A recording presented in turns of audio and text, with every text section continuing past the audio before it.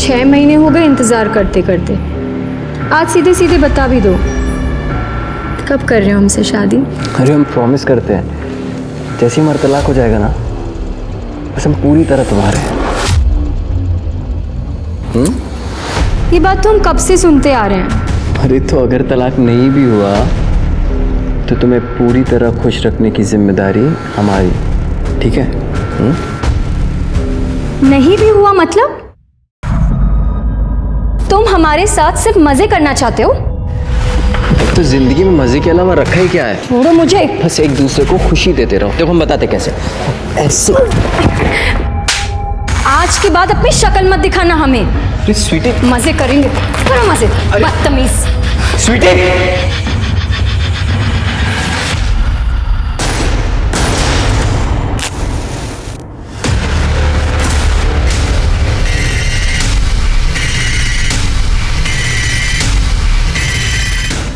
स्वार्थ और विश्वासघात, ये दोनों किसी भी रिश्ते को तोड़ने के लिए, जिंदगियां बर्बाद करने के लिए काफ़ी होते हैं।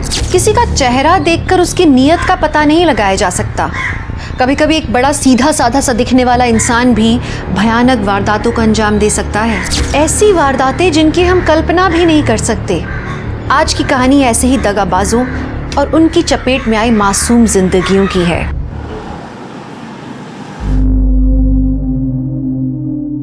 अच्छा भाभी जी, मैं चलता हूँ, ठीक है? ठीक।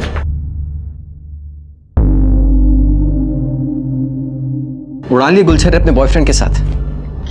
इसे बहुत फट्टू है, हमें आते देखते ही भाग गया। अरे आप कैसी बातें कर रहे हैं? उसने नई गाड़ी ली है इसलिए वो मिठाई देने आया था। अच्छा, अगर हम अभी घर नहीं आते ना तो उसके साथ कार में घूमने जाने का भी प्लान था ना?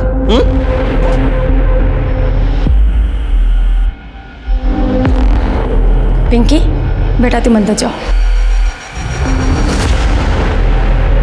कम से कम पिंकी के सामने तो ऐसी बातें मत बोलिए। तो तलाक क्यों नहीं दे देती हमें? उसके बाद जितने मर्दों के साथ गुलछर्रे उड़ाने हैं ना, उड़ाते रहना। गुलछर्रे हम नहीं, आप उड़ाते हैं बाहर। हम कुछ बोलते नहीं है, इसका मतलब ये नहीं कि हमें कुछ पता नहीं है। और रही बात तलाक की, भूल जाइए उसे आप। कीचड़ उछालती हो हम पे, हाँ? और तलाक को कैसे भूल जाए? तलाक के पेपर पे तो हम तुमसे साइन लेकर रहेंगे। आपका मन हमसे भरा है और आपको तलाक देकर हम अपनी पिंकी की जिंदगी खराब नहीं कर सकते। और अगर आपको तलाक चाहिए तो ये घर और गांव की प्रॉपर्टी मेरे और पिंकी के नाम आप कर दीजिए।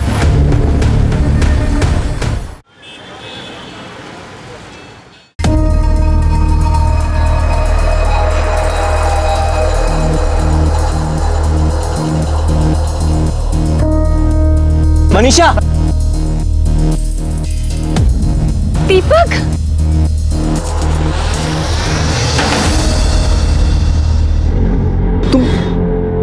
तुम यहाँ कैसे? पूरे 11 साल बाद मिल रही हो तुम्हारी शादी के बाद। हाँ? अरे मैं तुम्हारे पुराने पति पे गई थी, फिर पता चला कि तुम वहां पे रहते ही नहीं हो। वो तो 4 साल पहले ही छोड़ दिया, लेकिन तुम यहाँ कब आई? पिछले साल मेरे पति के एक एक्सीडेंट में डेथ हो गई, फिर माँ बाप के पास आ गई। अब वो भी नहीं रहे तो भाई रवि है मेरा सहारा है। बच्चे? बच्चे तो कभी हुए ही नहीं। मैं तुम्हारा जैसा प्यार अपने पति को कर ही नहीं पाई दीपक, और ना वो मुझे। खैर छोड़ो, तुम बताओ तुम्हारी बीवी और बच्चे कैसे हैं? मेरी बीवी, उसका होना ना होना सब बराबर ही है। जगह जगह मुंह मारती फिरती है। अब लगता है माँ बाप के आगे जिद कर ली होती तो मैं तुम्हारी बीवी होती दीपक। पर अब तो तुम्हारे माँ बाप भी नहीं है बीच में आने के लिए। हम लोग वापस से एक हो सकते हैं मनीषा। 11 साल पहले जो खुशी हम एक दूसरे को देते थे वो आज भी दे सकते हैं।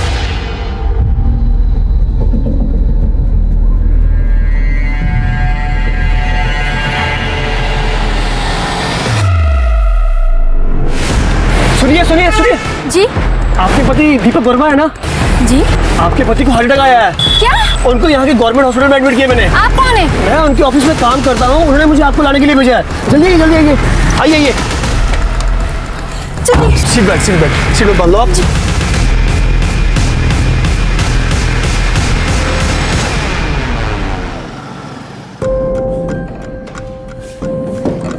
पापा, हाँ?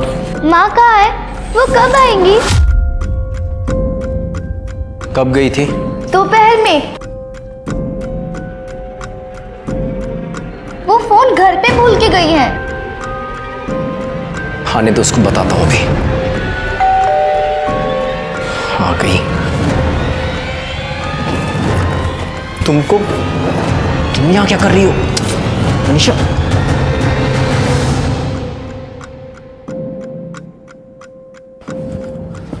बेटा आप अंदर जाके पढ़ाई करो। हाँ हम बुलाते हैं। तुम यहाँ क्या कर रही हो? कोई देख लेगा तो? देख लेने दो, मुझे किसी का डर नहीं। मनीषा अरे मिठाई तो लाओ। तुम ना मुंह मीठा करो। पर ये कौन है? पहचाना नहीं? ये मेरा भाई है रवि। 11 साल पहले मिले थे तो छोटा सा था और हमारी मदद करने लायक नहीं था, लेकिन अब इसने हमारी मदद कर दी है। तुम्हारी बीवी को हमारे रास्ते से हटा दिया दीपक। सर पता नहीं हमारी बीवी राधा कहाँ चली गई। सर बहुत ढूंढने की कोशिश करी पर कहीं नहीं मिल रही। सर प्लीज कुछ कीजिए सर, हमें समझ में नहीं आ रहा हम क्या करें। तुम निराश मत हो, तुम्हारी बीवी को ढूंढने की कोशिश करेंगे। यादव जी सर। इनकी मिसिंग कंप्लेन लो और कार्रवाई शुरू करो। आइए। Thank you sir. Hello,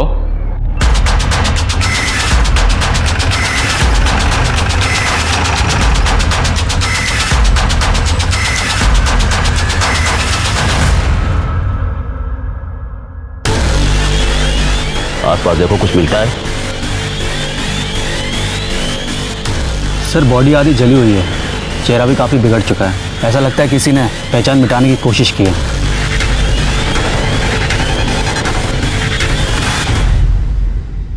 sir ये सैंडल मिला है। कुछ मिला? सर अभी तक कुछ ऐसा नहीं मिला जिससे बॉडी की शिनाख्त हो सके। कितनी मिसिंग कंप्लेन है? सर तकरीबन 20 से 22 होंगे। बॉडी को पोस्टमार्टम के लिए भेजो और जितनी भी मिसिंग कंप्लेन है सबको शिनाख्त के लिए बुलाओ। Okay sir. मनीषा अपना खोया हुआ प्यार हर हालत में पाना चाहती थी, इसलिए उसने एक हत्या की साजिश रची। वहीं दीपक जब उसे अपनी पत्नी की हत्या के बारे में पता लगा तो पुलिस के पास जाने के बजाय उसने मनीषा का साथ दिया। दीपक और मनीषा ने स्वार्थ में सारी हदें पार कर दी थी, लेकिन इसमें राधा का क्या दोष था? और पिंकी, वो छोटी सी बच्ची, इतनी छोटी सी उम्र में उसके सर से उसकी माँ का साया छिन गया। लेकिन ये कहानी यहीं खत्म नहीं होती। इस कहानी में एक नया मोड़ आना अभी बाकी था।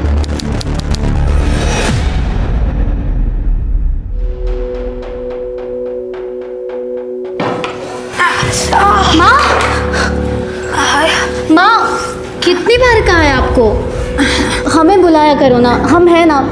बताओ आपको क्या चाहिए? अरे बेटा, इस उम्र में थोड़ी थोड़ी देर में बाथरूम जाना पड़ता है।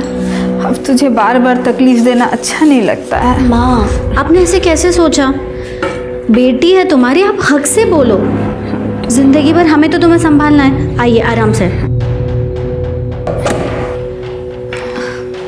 अच्छा माँ, हम चलते हैं, आप ध्यान रखें अपना।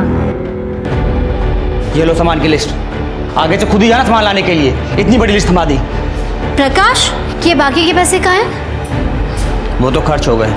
क्या 500 रुपये खर्च हो गए? मुझे तुम्हें सामान लेने भेजना ही नहीं चाहिए था। तुम्हें पता नहीं मेरी हालत क्या है? अरे ब्यूटी पार्लर से इतनी इनकम नहीं हो पाती है, और तुमसे ना हम कमाई की उम्मीद ही छोड़ चुके हैं। हम तो कब से कह रहे हैं इस घर को बेच देते हैं, पैसों की दिक्कत भी खत्म हो जाएगी। इतना बड़े घर का करेंगे क्या? एक छोटा सा घर ले लेते हैं और एक अच्छा सा बिजनेस स्टार्ट कर सकते हैं। अरे ऐसे कैसे बेच दे घर? ये हमारा पुश्तैनी मकान है। दादाजी और पापा ने बड़े प्यार से इस घर को बनाया है। काफी यादें जुड़ी इस घर से, हम नहीं बेच सकते ऐसे। उन यादों को अचार डालोगी क्या?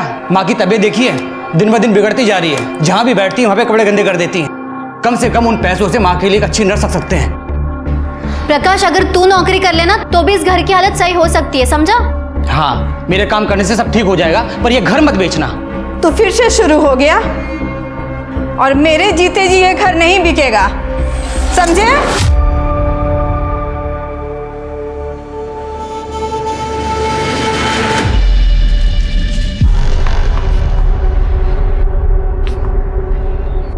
अरे राजू, प्रीति दीदी, हाय। पढ़ाई कैसी चल रही है तुम्हारी? अच्छी चल रही है दीदी।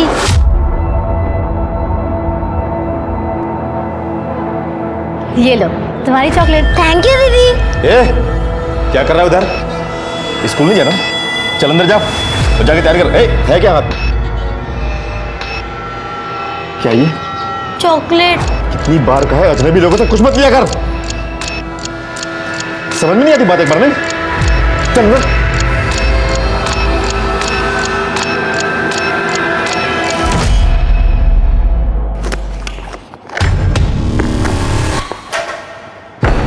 सुन, पता है ना माल किसको पहुंचाना है?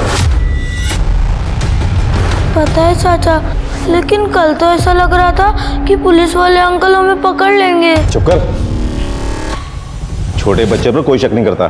काम करेगा तो खाना मिलेगा, नहीं तो बहुत मार खाएगा। समझ में आ रही बात? ठीक है। चल फटाफट दे क्या। शाबाश।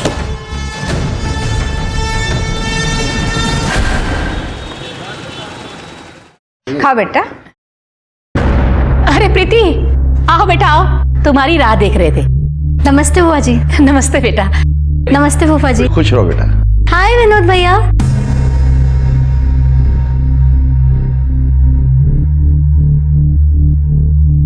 मैं ना कहती थी कितनी अच्छी जोड़ी लग रही है दोनों की।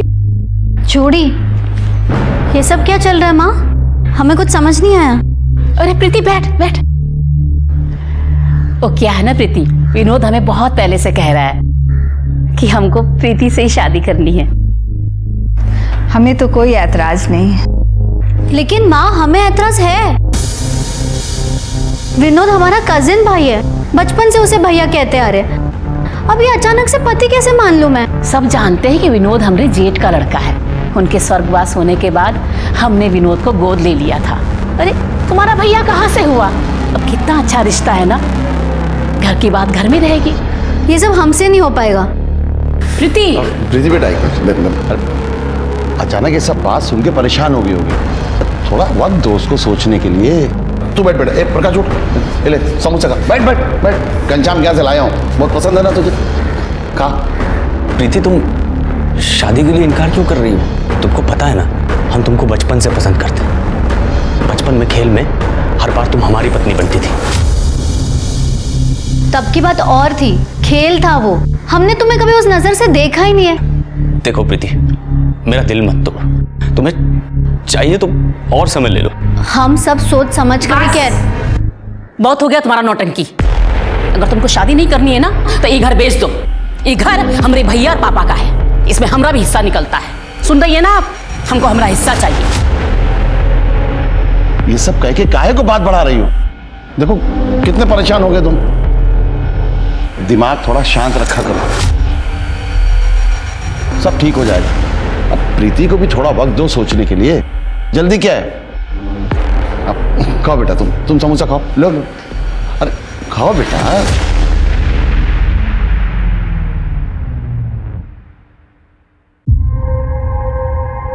Okay, thank you.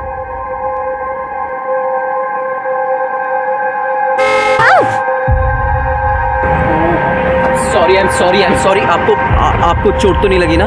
नहीं नहीं, मैं ठीक हूँ, कोई बात ये नहीं। श्योर ना? हाँ मैं ठीक हूँ। अच्छा सुनिए, मेरा एक बिजनेस है। I mean MK adult diaper की जो एजेंसी है ना, वो मेरे पास ही है। उसी की मैं डिलीवरी करने आया था यहाँ पे। अगर आपकी पहचान में कोई एडल्ट हो जिनको इस तरह की कोई ज़रूरत हो तो प्लीज़ बताइएगा। वो हमारी माँ बीमार रहती है, तो क्या आपका प्रोडक्ट उनको काम आएगा? बिल्कुल आएगा। और सबसे अच्छी बात तो ये बहुत ही रीजनेबल है और कंफर्टेबल भी। ये बुजुर्गों को ध्यान में रखकर ही इसे बनाया गया है। वेट,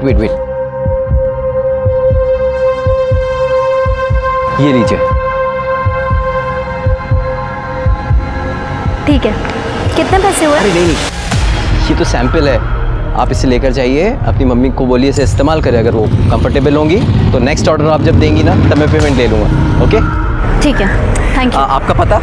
जी, वो कस्टमर फॉर्म भरवाना पड़ता है ना, ये देखिए। अच्छा लिखिए। Thank you.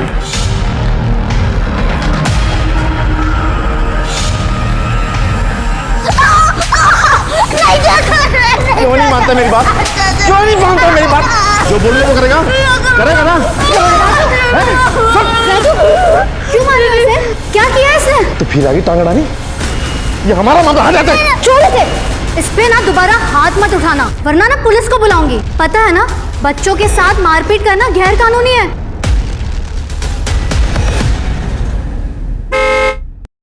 प्रीति जी। ओह, हाय।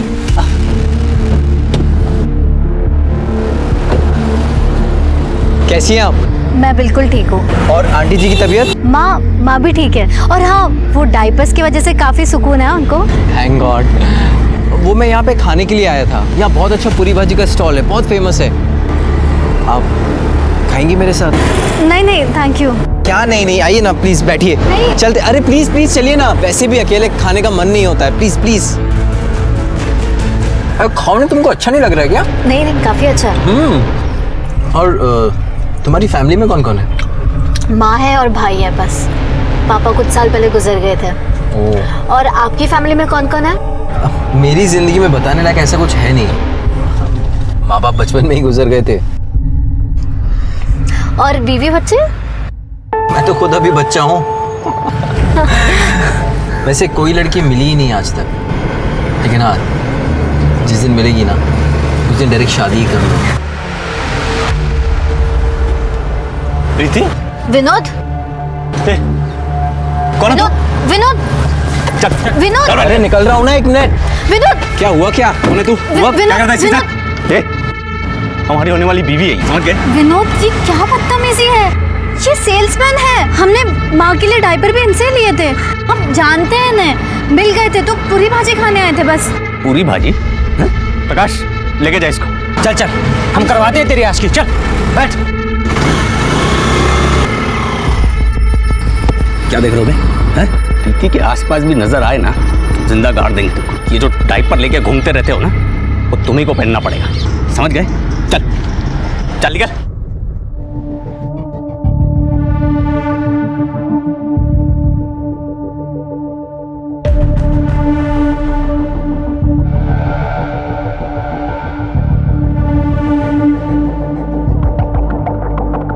वो ब्यूटी पार्लर के बाहर इंतज़ार करने के बजाय तुम्हें फ़ोन करें तो चलेगा ना?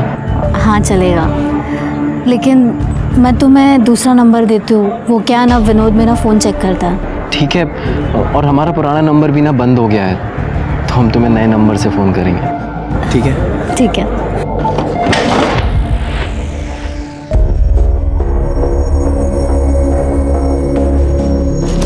भैया, दिन में ये सप्लाई का काम और रात को चौकीदारी, दो काम करके दिमाग भर आ गया है। पर क्या करें, परिवार के लिए सब करना पड़ता है। चंदन, फ़ोन दे जरा अपना। क्या बात, नई लौड़िया पटाई होगा? भैया मौज तो आप ही ले रहे हैं। आज ये, कल वो, परसों कोई और हैं?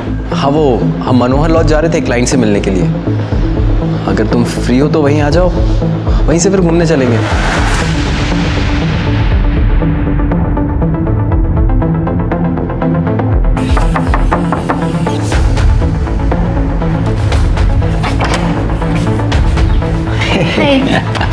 काम। दीपक, तुम्हारा क्लाइंट कहाँ है?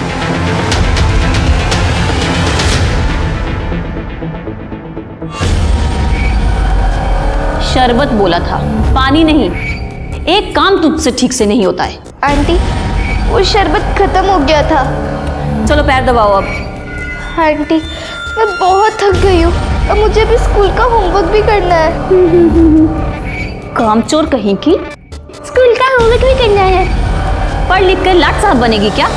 चुपचाप पैर दबा, वरना तेरा ना स्कूल जाना बंद कर दूंगी। दबा जल्दी।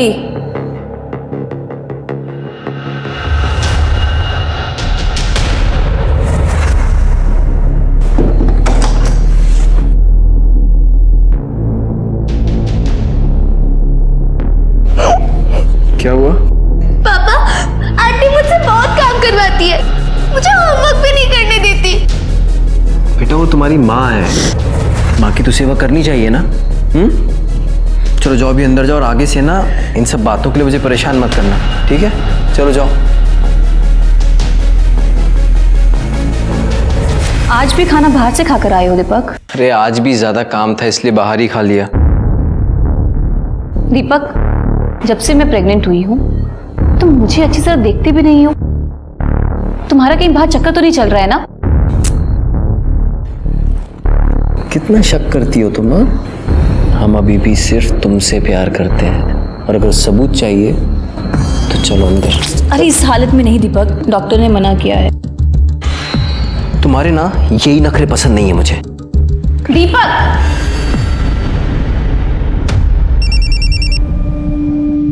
हाँ दीदी। रवि, हमें लग रहा है कि दीपक हमसे कुछ छुपा रहा है। शायद उसका कहीं चक्कर चल रहा है।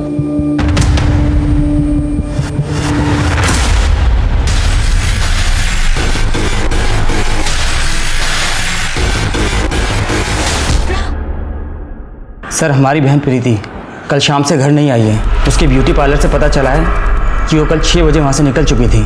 तो तुमने उसकी मिसिंग कंप्लेंट कल शाम को क्यों नहीं लिखाई?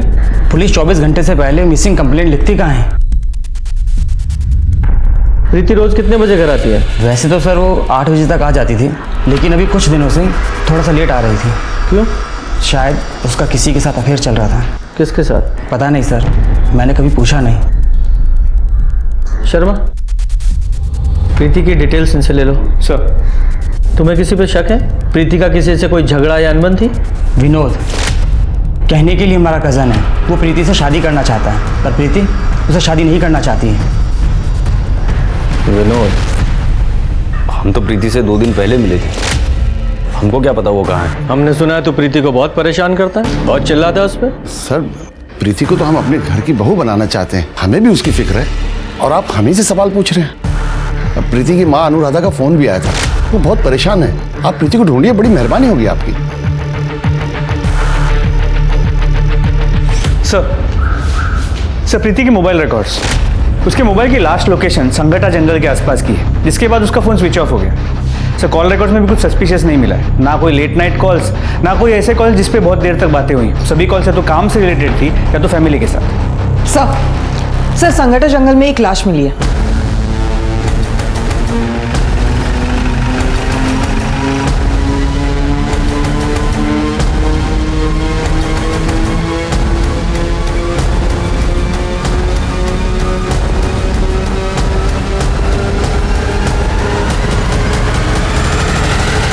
जरा चेक करो, जरा आसपास चेक करो। सर, ये तो प्रीति है। जिसका डर था वही हुआ।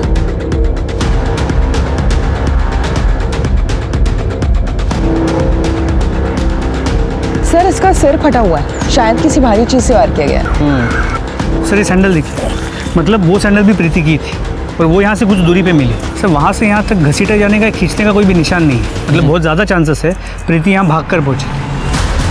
हाँ, तो ये प्रीति यहाँ जंगल में क्यों भाग रही थी? कहीं ऐसा तो नहीं कि प्रीति का किसी ने किडनैप कर लिया हो, और बाद में जब उसका किडनैपर यहाँ उसे मारने के लिए ला रहा हो तो ये बचकर भाग निकली। किडनैपर ने उसका पीछा किया और इस स्पॉट पे आके उसे दबोच लिया और मार डाला। सर, ये मोबाइल और ये पर्स मिला है। मोबाइल को एविडेंस बैग में डालो और साइबर सेल में भेजो। सर। नहीं सर, कुछ नहीं है। गुप्ता, बॉडी को पोस्टमार्टम के लिए भेजो। सर।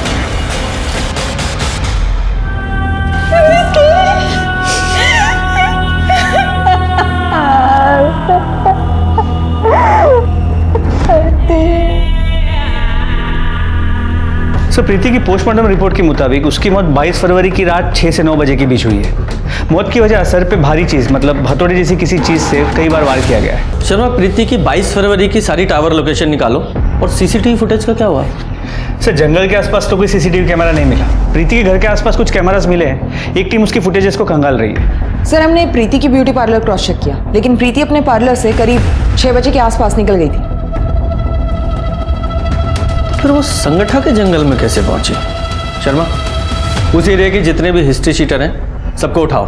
प्रीति के भाई ने बताया था प्रीति का किसी के साथ अफेयर था। सर, उसने कहा तो था, लेकिन कॉल रिकॉर्ड्स में ऐसी कोई बात सामने नहीं है।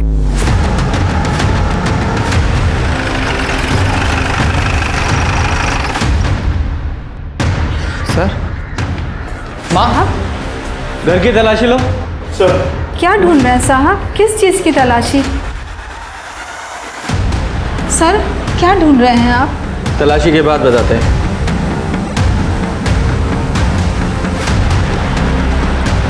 सर ये फ़ोन मिला। ये फ़ोन किसका है? ये तो प्रीति का ही फ़ोन है, पर सर वो इसे इस्तेमाल नहीं करती थी।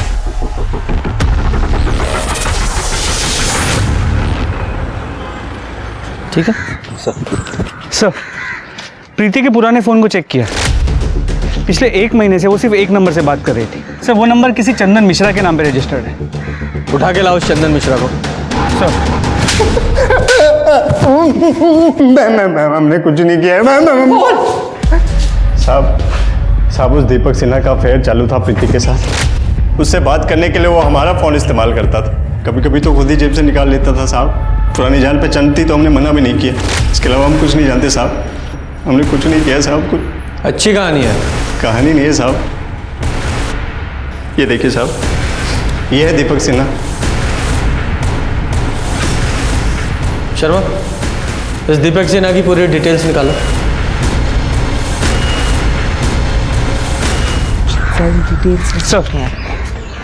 सर दीपक सिन्हा के बारे में कुछ इंपॉर्टेंट बातें पता चली है। दीपक सिन्हा की 2 शादियां हुई। उसकी पहली बीवी राधा 8 महीने पहले 14 जून को अचानक से गायब हो गई। दीपक सिन्हा ने शिवनगर पुलिस स्टेशन में उसकी मिसिंग कंप्लेंट भी दर्ज की।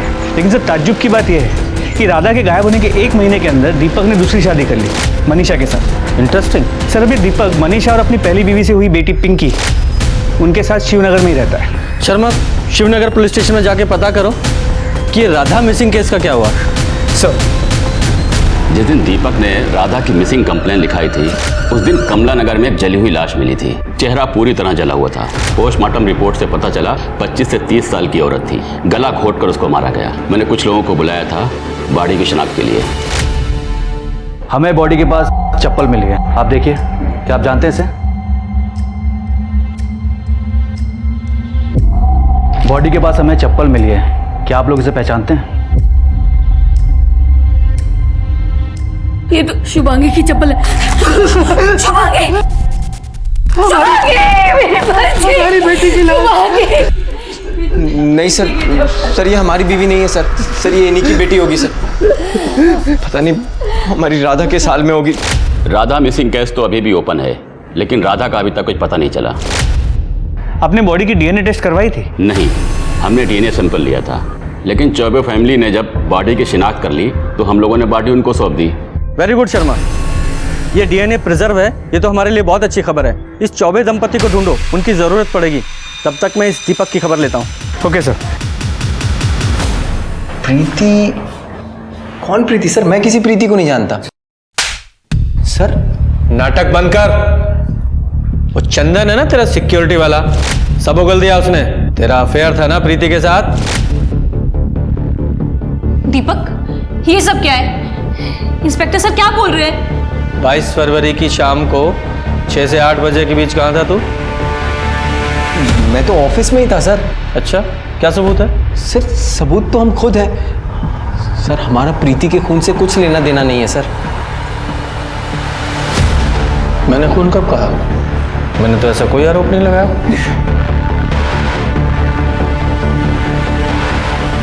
वो तुम्हारी बेटी है? जी सर। जब तक प्रीति के कातिल नहीं पकड़े जाते शहर छोड़ के मत जाना।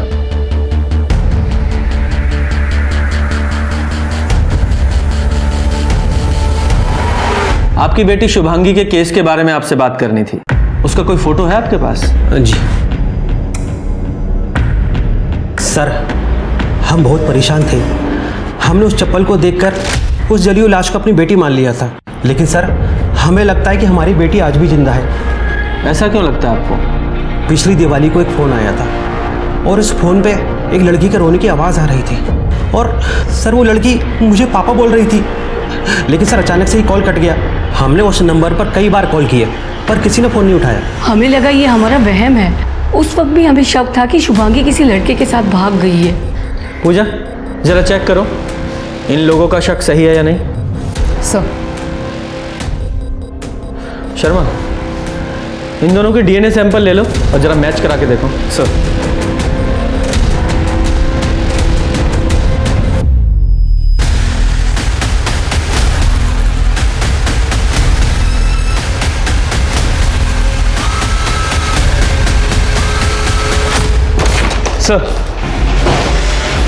सर मेडिकल रिपोर्ट, जली हुई बॉडी शुभांगी चौबे की नहीं है। तो वो डीएनए दीपक सिन्हा की बेटी पिंकी से मैच करा के देखो। सर दिवाली के दिन चौबे फैमिली को जो कॉल आया था वो नागपुर के रमेश नगर के पीसीओ से किया गया था। ये नागपुर पुलिस को कांटेक्ट करो और देखो ये शुभांगी जिंदा है या नहीं। सर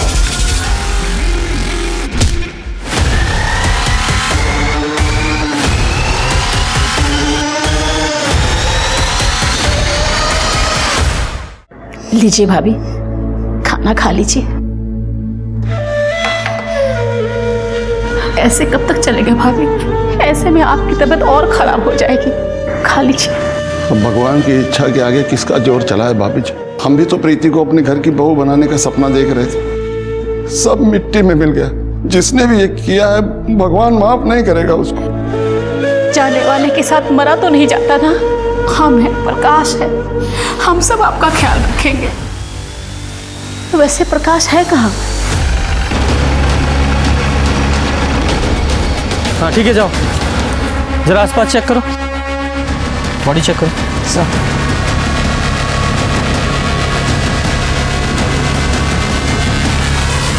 सर ये तो प्रकाश है, प्रीति का भाई। एक ही परिवार के दो लोगों का खून होना ये कोई इत्तेफाक नहीं हो सकता। जरूर इसके पीछे कोई गहरी साजिश है। सर इसके सिर पे भी वार किया गया है, घाव गहरा नहीं है, लेकिन ये चद्दर पे खून के निशान है। और सर ये गले पे रस्सी के निशान है। ये देखकर लग नहीं रहा है ये क्राइम सीन है, लगता बॉडी को यहाँ लाकर डंप किया गया है। सर ये चद्दर पे से बाल मिला है। इसे लैब में भेजो सर, और चादर को भी लैब में भेजो, और बॉडी को पोस्टमार्टम के लिए भेजो।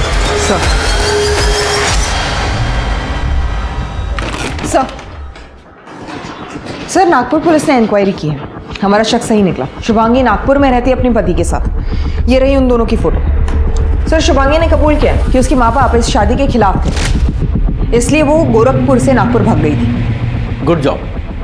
इस शुभांगी को गोरखपुर आने के लिए बोलो। सर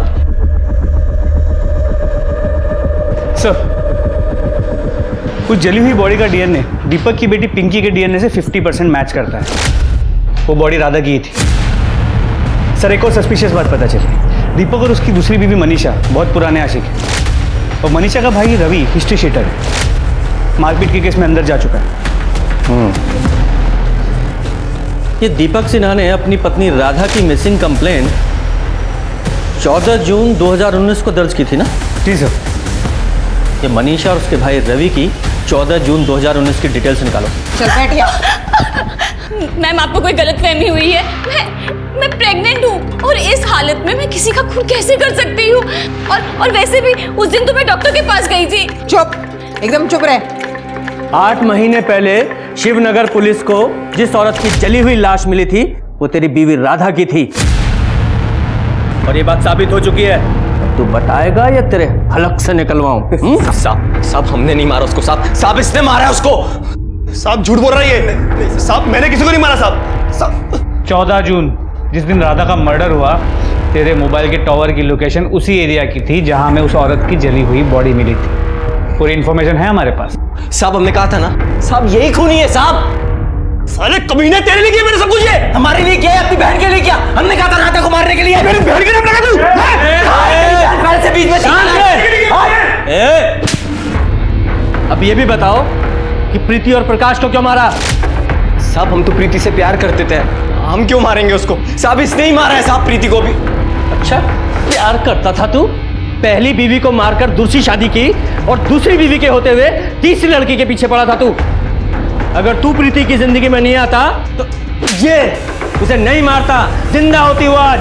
साहब मैंने सिर्फ राधा को मारा साहब, उसके अलावा मैंने किसी को नहीं मारा साहब। साहब इसे नहीं मारा होगा ये। 22 फरवरी की शाम 6 से 9 के बीच कहाँ था तू? साहब मैं तो शादी में गया था साहब।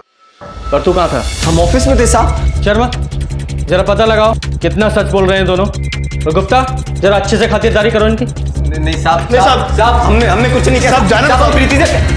नहीं साहब, आराम से सर, सर शुभांगी को शिवनगर पुलिस स्टेशन में स्टेटमेंट देने के लिए भेजा और ये प्रकाश की पोस्टमार्टम रिपोर्ट। सर रिपोर्ट के हिसाब से उसकी मौत गला दबाने की वजह से हुई थी, लेकिन मौत से पहले उसके सिर पे किसी भारी चीज से वार किया गया था। सर प्रकाश के चद्दर पर उसके अलावा और किसी के भी हेयर सैंपल्स मिले।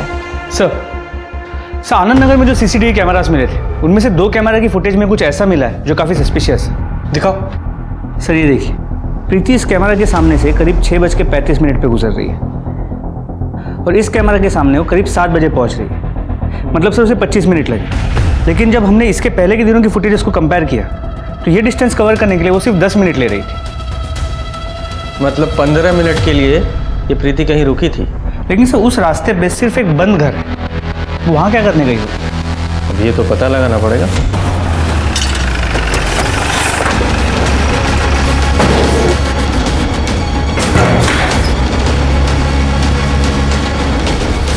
जरा चेक करो, वो दरवाजा देखो।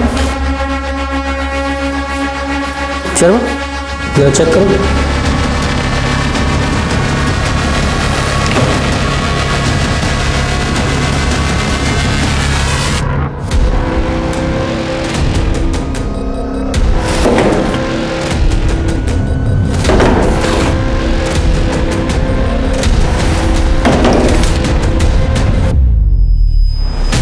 Raju Singh, 6th division, room number 105, Shankar road, Anand नगर।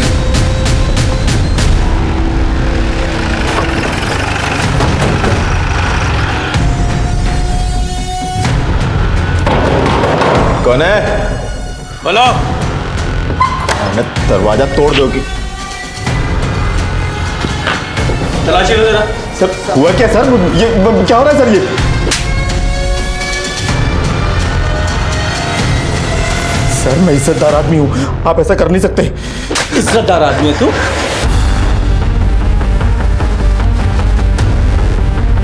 बेटा ये बैग तुम्हारा है ना? खोलो इसे। हाँ।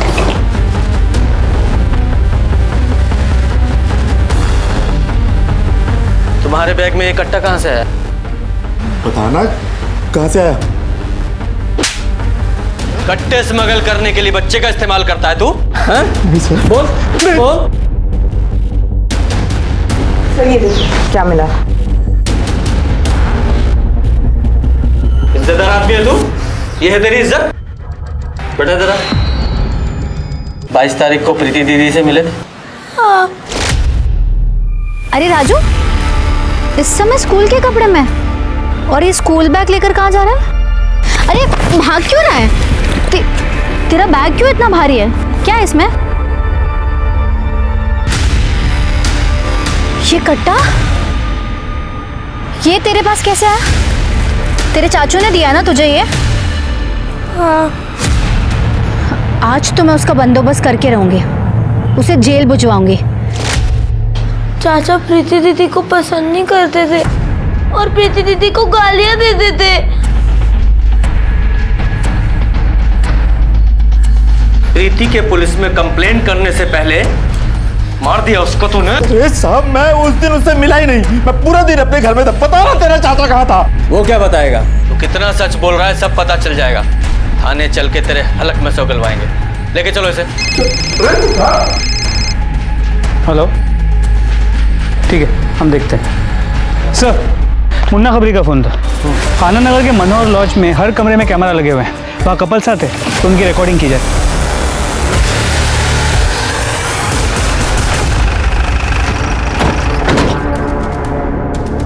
शर्मा, मैनेजर को लेके आओ। पूजा, हर एक रूम में बताओ कि हिडन कैमरे लगे हुए हैं, कोई पैनिक नहीं चाहिए। आप लोग जाओ तलाशी लो। अरे साहब हमने क्या किया बता दो साहब। साहब बोल क्या हुआ साहब? कितना हफ्ता चाहिए? मैं देने को रेडी हूँ साहब। पैसा देगा तू? साहब बहुत पैसे आए तेरे पास? बट मैंने किया क्या है साहब? अभी पता चलेगा। गुप्ता बाकी कमरे चेक करो। सर ये 2 कैमरास मिले, बाकी कमरे चेक हो रहे हैं। क्या है ये? बोल साहब, बोल वरना मार मार के टमाटर की तरह तुझे लाल कर दूंगा। बताता हूँ साहब, हम तो सिर्फ यहाँ पे काम करते हैं साहब। हमें कहा गया था कि सेक्स वीडियो रिकॉर्ड करके उसकी कॉपी बना के एक आदमी को भेजते रहे। वो आदमी हमें उस सेक्स वीडियो के बदले अच्छे पैसे देता है साहब। कौन है वो आदमी? कौन है वो आदमी? शर्मा, जहाँ इन कैमराज की वीडियो रिकॉर्डिंग होती है वो हार्ड डिस्क रिकवर करो। सर, मनोहर लॉज से जो हार्ड ड्राइव बरामद हुए थे उनमें कई सारे सेक्स वीडियोस मिले। सर, उनमें से एक सेक्स वीडियो में प्रीति भी है। प्रीति? सर, ये देखिए।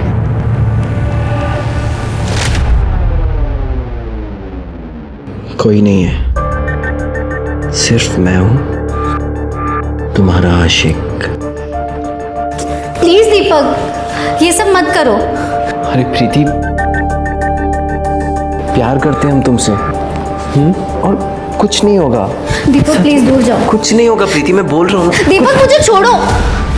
देखो, शादी के बाद ये सब ठीक है, लेकिन उसके पहले कुछ भी नहीं। मुझे घर जाना है। प्रीति हमारी बात सुनो। सॉरी, अब वो गलती हो गई हमसे। प्यार करते हैं तुमसे इसलिए थोड़ा सा बहक गए थे, पर तुम्हारी मर्जी के बिना हम तुम्हें कभी हाथ भी नहीं लगाएंगे। सच कह रहे हैं। और जल्दी हम तुम्हारे घर आएंगे शादी की बात करने। सच? हाँ, प्रॉमिस।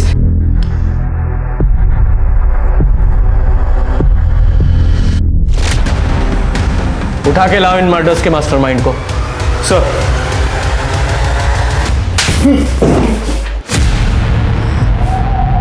सीधे सीधे सच्चाई बताओगे या और मार खाओगे? बता रहे हैं। उस लॉज से हमने जब नए वीडियो का स्टॉक मंगाया तो उसमें हमको प्रीति भी दिखी। हमारा माथा घूम गया, इसलिए घर जाते हुए प्रीति को हमने बात करने के बहाने गाड़ी में बैठाया और जंगल के पास लेकर गए। ये सब काम करती हो तुम? होटल में जाके रंगरलियां मनाती हो, कल को रास्ते में खड़े होकर धंधा करोगे। ये घटिया काम तुम्हें पसंद है, पर मेरा बेटा नहीं। देखिए फूफा जी, हमसे ना तमीज से बात कीजिए, और ये हमारा पर्सनल मामला है, आप बीच में मत पड़िए। प्रीति, तो जिसके साथ मुंह काला कर रही है ना होटल में, वो दीपक वर्मा शादीशुदा है। वो दो शादी की है उसने। उल्लू बना रहा है तुझे। झूठ बोल रहे हैं आप। और ये वीडियो दिखा के आप क्या बताना चाहते हैं? लॉज में कैमरा लगा हुआ था ना, ये सब आपको कैसे पता चला? आप पहले खुद के कैरेक्टर को देखो कि आप कैसे हो। फूफा जी, आपकी जो ये असलियत है ना, मैं सबको बताऊंगी। देखना, मैं सबको बताऊंगी।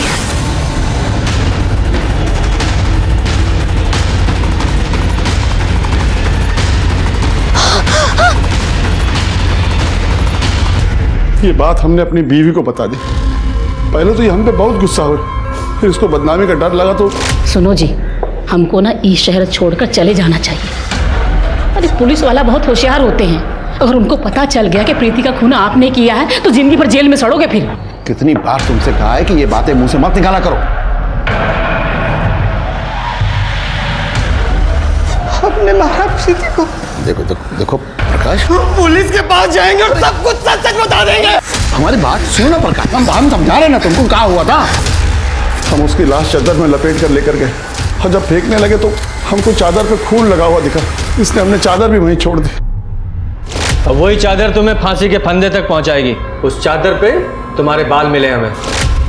इन दोनों के खिलाफ दोनों मर्डर की चार्जशीट बनाओ। सर, प्रीति और प्रकाश के खून के आरोप में चरणदास और उसकी पत्नी सुमन को सजा मिली। दूसरी तरफ राधा की हत्या के मामले में कोर्ट ने दीपक, मनीषा और उसके भाई रवि को दोषी करार दिया। हमने अक्सर लोगों को कहते सुना है कि किसी की सूरत देखकर उसकी सीरत का पता लगाया जा सकता है, लेकिन आज के जमाने में ये कहावत बिल्कुल लाजमी नहीं है। किसी पर भरोसा करना अच्छी बात है, लेकिन भरोसा करने से पहले उस इंसान को अच्छे से जांच लेना, परख लेना बहुत जरूरी है। सतर्क रहकर ही ऐसे दगाबाजों से हम खुद को बचा सकते हैं। तो अब मैं दिव्यांका त्रिपाठी दही आपसे लेती हूँ विदा, फिर मिलूंगी नई और सच्ची कहानियों के साथ। आप देखते रहिए क्राइम पेट्रोल सतर्क। जय हिंद।